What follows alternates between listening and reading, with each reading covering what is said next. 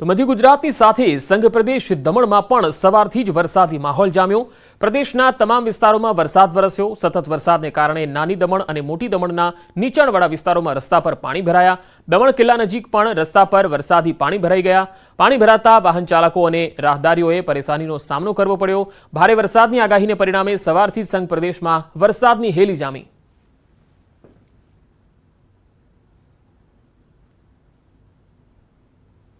તો વલસાડ જિલ્લામાં વહેલી સવારથી જ વરસાદી માહોલ છવાયો છે। ઉપરવાસમાં વરસાદને પગલે જિલ્લાના તમામ નદી નાળાઓ તોફાની સ્વરૂપે વહેવા લાગ્યા। ઔરંગા નદીના ઉપરવાસમાં વરસાદને પગલે નદી બે કાંઠે વહી રહી છે। આથી કેટલાક નીચાણવાળા વિસ્તારોમાં નદી નાળા ઉપર આવેલા લો લેવલ કોઝવે પાણીમાં ગરકાવ થયા। સારંગપુરથી પીઠા વચ્ચેથી વહેતી ઔરંગા નદીમાં પાણીની આવક વધવાથી નદી પર આવેલ કોઝવે પાણીમાં ગરકાવ થઈ ગયો। કોઝવે પરથી પાણી પસાર થતા તંત્ર દ્વારા કોઝવે બંધ કરી દેવામાં આવ્યો।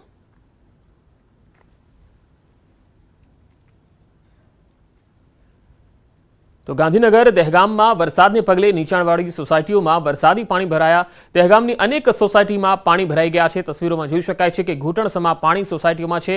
નહેરુ પાર્ક સોસાયટીમાં વર્ષોથી પાણી ભરાવાની સમસ્યા છે। વરસાદ તો બંધ થયો પરંતુ પાણી ભરાવાની સમસ્યા હજુ પણ જેમની તેમ છે।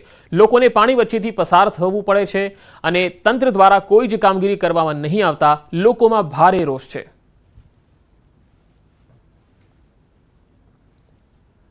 અરવલ્લીના મોડાસા પંથકમાં વરસાદી માહોલ જામ્યો છે। શહેર અને ગ્રામ્ય વિસ્તારોમાં વરસાદ, પવન અને ગાજવીજ સાથે વરસાદ તૂટી પડ્યો, જેથી ખેડૂતો પણ રાજી થયા છે। ખેડૂતોમાં ખુશીની હેલી છવાઈ ગઈ છે।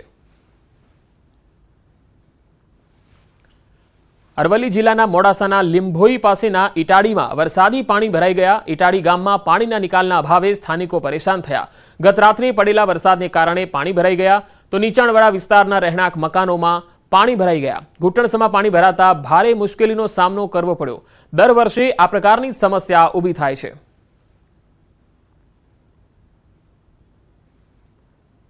ઉત્તર ગુજરાતમાં વરસાદના અહેવાલ છે, ત્યારે ઉત્તર ગુજરાતના મોટાભાગના તાલુકામાં વરસાદ છે। જળાશયોમાં નવા નીરની પણ આવક થઈ રહી છે। ઉત્તર ગુજરાતની જીવાદોરી ધરોઈ ડેમમાં નવા નીરની આવક થઈ છે।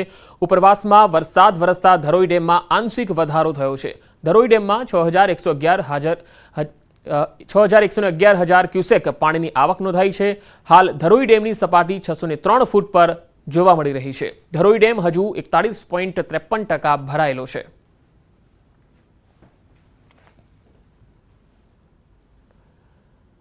તો મહેસાણાના વિજાપુરથી તસવીરો આવી રહી છે। એપીએમસીની 200 ફૂટ લાંબી દિવાલ ધરાશાયી થઈ ગઈ।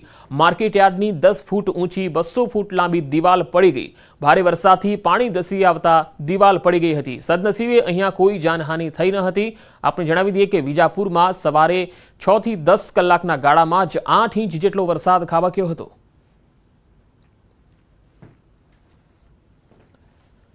તો પાટણમાં વરસાદ બાદ પદ્મનાથ 4 રસ્તા પાસે વૃક્ષ ધરાશાયી થયું। પાટણથી હારી જતી બસ પર વૃક્ષ પડ્યું હતું। મુસાફરની રાહ જોતી બસ પર વૃક્ષ પડ્યું। એસટી બસની આગળના ભાગ પર વૃક્ષ પડ્યું હતું। બસમાં સવાર 12 જેટલા મુસાફરોનો આબાદ બચાવ થયો। સ્થાનિકોએ વૃક્ષને હટાવવાની કામગીરી હાથ ધરી હતી।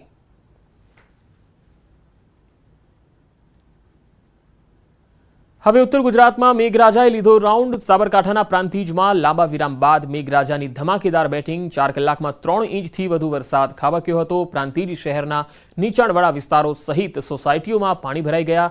વરસાદ પડતા રેલવે સ્ટેશન ઉપર આવેલ શાંતિનાથ સોસાયટી, વૃંદાવન સોસાયટીમાં વરસાદી પાણી ભરાઈ ગયા। સોસાયટીઓમાં ઢીંચણ સુધી પાણી ભરાતા રહીશોના ઘરોમાં વરસાદી પાણી ઘૂસ્યા। ભાખરિયા હનુમાન મંદિર પરિસરમાં પણ વરસાદી પાણી ભરાયા। પ્રાંતિજ પાલિકામાં રજૂઆત બાદ પણ પરિસ્થિતિ જેસે થેની જોવા મળી। સોસાયટીઓમાં ઘરોમાં પાણી ભરાતા રહીશોની મુશ્કેલી પણ વધી ગઈ હતી।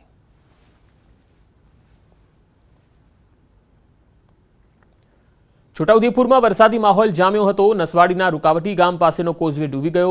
ભારે વરસાદ અને પાણીની આવકને પગલે અશ્વિન નદી પર આવેલો કોઝવે પાણીમાં ગરકાવ થઈ ગયો। કોઝવે પર પાણી ફરી વળતા 5 ગામને જોડતો રસ્તો બંધ થઈ ગયો। વાઘિયા મહુડા, વેલાડી, સુકાપુરા, સિંધી કુવાને અસર થઈ। ગામનો જોડતો રસ્તો બંધ થતાં લોકોને 12 કિલોમીટરનો ફેરો લગાવવો પડી રહ્યો છે।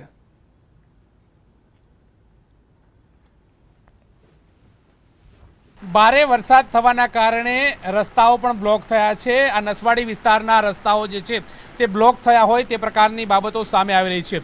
આપ જે દ્રશ્ય જોઈ રહ્યા છો તે નદીમાં વહેણ વધવાના કારણે રસ્તા બ્લોક થતા હોય તે પ્રકારના દ્રશ્યો જોવા મળી રહ્યા છે। કોઝવે પણ પાણીમાં ડૂબ્યો હોય તે પ્રકારના દ્રશ્યો જે છે તે જોવા મળી રહ્યા છે। મધ્ય ગુજરાતના છોટાઉદેપુરમાં ગઈકાલથી જ ભારે વરસાદ જે છે તેની સ્થિતિ સર્જાઈ છે। તે અંતર્ગત નસવાડી તાલુકાના કુકાવટી ગામથી પસાર થતા આ કોઝવે જે છે તે પાણીમાં ગરકાવ થયો છે। મહત્વનું એ છે કે નસવાડીથી તમે 5 ગામ તરફ જાઓ ત્યારે આ કોઝવે આવે છે અને તે પાણીમાં ગરકાવ થઈ ચૂક્યો છે। અહીંથી જે સામેની તરફના જે ગામોની વાત કરીએ તો વાઘિયા, મહુડા, વેલાડી, સુખાપુરા, સિંધીકુવા આ પ્રકારના ગામો જે છે તે પ્રભાવિત થયા છે। એટલે કે તેમને હવે નસવાડી આવવું હોય તો 5 કિલોમીટર આ રસ્તા ઉપરથી જઈ શકાય, પરંતુ જે પ્રકારે પાણીનો વહેણ વધ્યો છે અને કોઝવે પાણીમાં ડૂબ્યો છે જેના કારણે 12 કિલોમીટરના અંતરેથી ફરી નસવાડી આવવાની નોબત જે છે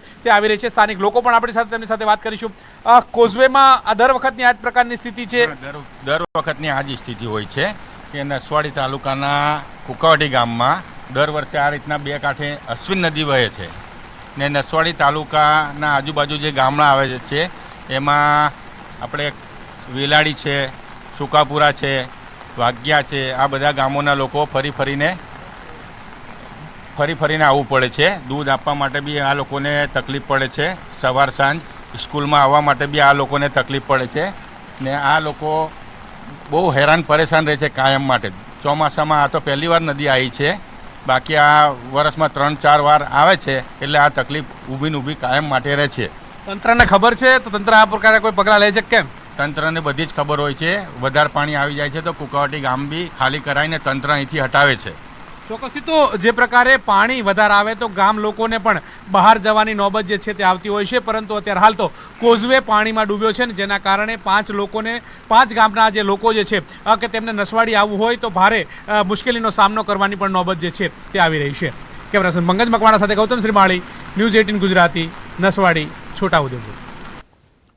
તો વરસાદના લાંબા વિરામ બાદ છેલ્લા 2 દિવસથી રાજ્યના વિવિધ જિલ્લાઓમાં મેઘરાજા મહેરબાન થયા છે, ત્યારે છોટાઉદેપુર જિલ્લામાં પણ વરસાદનું આગમન થયું છે। અનેક વિસ્તારોમાં વરસાદ ધીમી ધારે વરસી રહ્યો છે। સમગ્ર પંથકમાં વહેલી સવારથી જ આકાશમાં કાળા ડિબાંગ વાદળો ઘેરાયેલા છે। નસવાડી તાલુકાના ગામોમાં પણ વરસાદ વરસ્યો। વરસાદ થતાં ખેડૂતોના પાકને જીવનદાન મળશે। લાંબા વિરામ બાદ વરસાદની ધમાકેદાર એન્ટ્રી છેલ્લા 2 દિવસથી જોવા મળી રહી છે।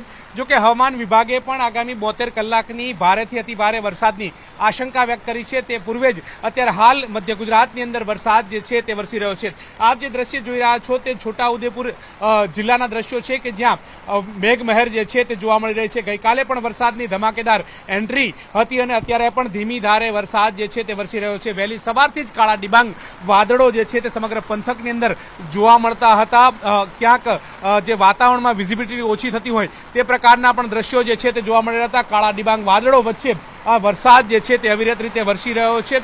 વરસાદ પણ ધીરે ધીરે રૂખ જે છે તે બતાવી રહ્યો છે। મહત્વનું એ છે કે 72 કલાકની અંદર ભારેથી અતિ ભારે વરસાદની હવામાન વિભાગે આશંકા વ્યક્ત કરવામાં આવી છે અને તેને પગલે પણ વરસાદ જે છે તે સમગ્ર પંથકની અંદર વરસી રહ્યો છે। મહત્વનું એ પણ છે કે લાંબો વિરામ જે છે તે વરસાદને લઈ અને જોવા મળ્યો હતો, ત્યારબાદ વરસાદ થયો હતો, જેને લઈને ખેડૂતોએ પણ ક્યાંક ને ક્યાંક જે આશા છે તે અમર થઈ ગઈ હોય તે પ્રકારની વાત જે છે તે સામે આવી રહી છે। કારણ કે લાંબા વિરામ બાદ પાક મુરઝાવાની સ્થિતિ જે છે તે સર્જાઈ હતી, ત્યારબાદ આ વરસાદ જે છે તે ખેડૂતો માટે આશીર્વાદરૂપ સમાન થઈ રહ્યો હોય તો નવાઈ નહીં। કેમેરા પર્સન પંકજ મકવાણા સાથે ગૌતમ શ્રીમાળી, ન્યૂઝ 18 ગુજરાતી। છોટાઉદેપુર જિલ્લાની જીવાદોરી સમાન ઓરસંગ નદી 2 કાંઠે વહેતી થઈ છે। બોડેલી નજીક ઓરસંગ નદીનું રૌદ્ર સ્વરૂપ જોવા મળ્યું। નર્મદા કેનાલ નીચેથી પસાર થતી ઓરસંગ નદીમાં ઘોડાપૂર આવ્યું। નર્મદા એક્વાડેક ઉપર આહલાદક દ્રશ્યો સર્જાયા। ગત વર્ષે નર્મદા એક્વાડેકના સંરક્ષણ માટે કરાયું છે બાંધકામ। ઓરસંગ નદીમાં પાણીની સારી આવક થતાં ખેડૂતો ખુશખુશાલ થયા છે। જો કે હાલ જિલ્લામાં વરસાદે વિરામ લીધો છે।